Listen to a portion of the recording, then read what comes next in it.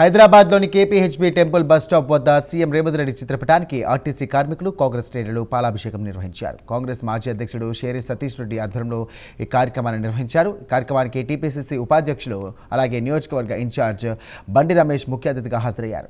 రేవంత్ పాలనలో ఆర్టీసీ కార్మికులను ప్రభుత్వంలో విలీనం చేసే దిశగా అధికార యంత్రాంగం చిత్తశుద్ధితో పనిచేస్తోందన్నారు. ఇక జూన్ 2 తెలంగాణ ఆవిర్భావ దినోత్సవం సందర్భంగా విలీన ప్రక్రియకు సంబంధించి రాష్ట్ర సర్కార్ కమిటీని ఏర్పాటు చేయనుందంటూ తెలియజేశారు. కార్మికులు అడిగిన అన్ని సమస్యలను పరిష్కరించే దిశగా ప్రజాప్రభుత్వం ముందుకు వెళ్తోందన్నారు బండి రమేష్.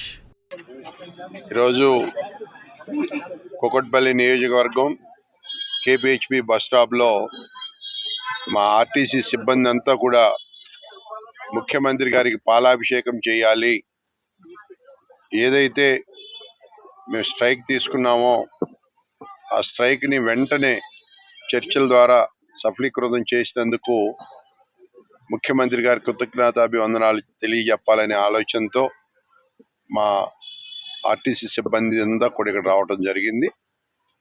బాధాకరమైన విషయం ఏంటంటే అన్న శంకర్ గౌడ్ గారు మరి తొందరపడి నిర్ణయం తీసుకున్నారు. చాలా బాధాకరమైన విషయం.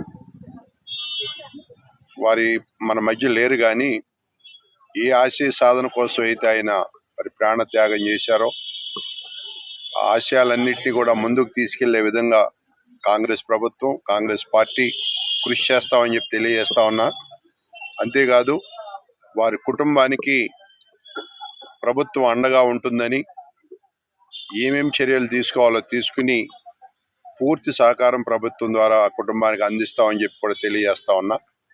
అంతేకాదు వాళ్ళు ఏదైతే మా ఆర్టీసీ సోదరులందరూ కూడా ఆర్టీసీని ప్రభుత్వంలో విలీనం చేయాలని మెయిన్ డిమాండ్తో ముందుకు వచ్చారో దానికి ప్రభుత్వం అంగీకరించటం, మన రాష్ట్ర అవతరణ దినోత్సవం జూన్ 2వ తారీఖు నుంచి దానికి చక్కటి ఒక కమిటీ ఫామ్ చేసి కమిటీ ఆదేశాలతో, కమిటీ నిర్ణయాలతో మరి ఆర్టీసీని ప్రభుత్వంలో విలీనం చేసే దిశగా కూడా చర్యలు తీసుకుంటామని హామీ ఇవ్వటం కూడా జరిగింది. ముఖ్యమంత్రి గారు కానీ మరి ఆర్టీసీ రోడ్డు రవాణా శాఖ మంత్రి పొన్నం ప్రభాకర్ గారు కానీ చర్చలు చేసి ఇంకా ఇతరితర డిమాండ్లు ఏమున్నాయో ఆర్టీసీ కార్మికుల డిమాండ్లు అన్నీ కూడా నెరవేర్చడానికి ఒక హై పవర్ కమిటీని కూడా ఫామ్ చేసి ఆ కమిటీ ద్వారా మరి ఆర్టీసీ కార్మికులకు న్యాయం జరిగే విధంగా తక్షణ చర్యలు తీసుకుంటామని చెప్పి చెప్పడం కూడా జరిగింది. ఏదైతే హామీ ఇచ్చామో హామీ నిలబెట్టుకునే విధంగా ముందుకు సాగుతుంది ప్రభుత్వం.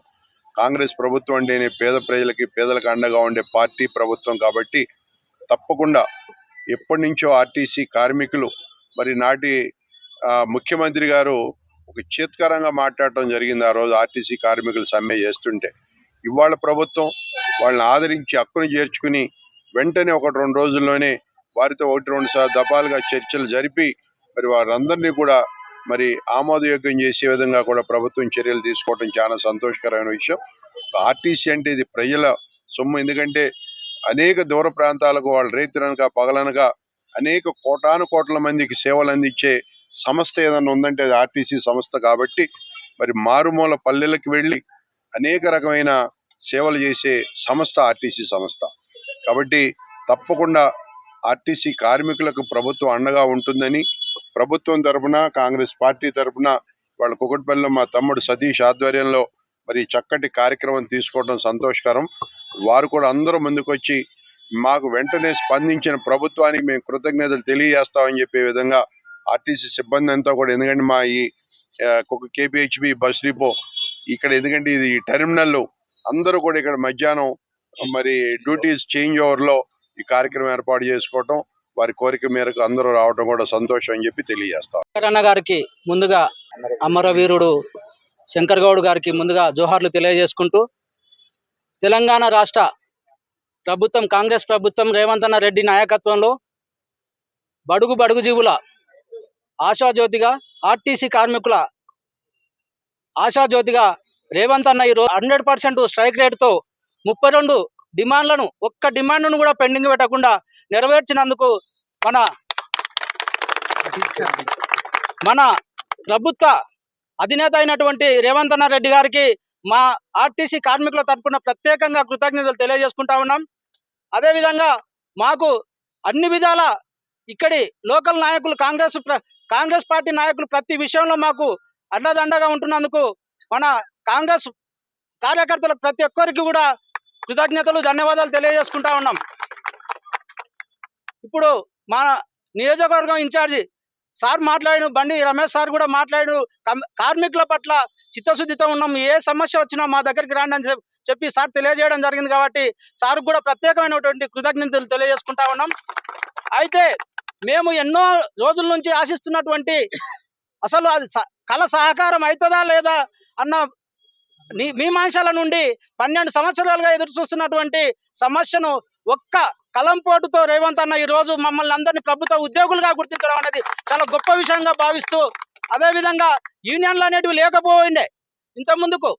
గత ప్రభుత్వం 10 సంవత్సరాలు యూనియన్లు లేకుండా నియంత్రితంగా ప్రవర్తిస్తున్నటువంటి పాలన నుంచి మమ్మల్ని విముక్తి చేసినటువంటి రేవంత్ అన్న రెడ్డి అన్నకు ప్రత్యేకంగా కూడా కార్మికుల పక్షాన మేము వందనాలు తెలియజేస్తా ఉన్నాం.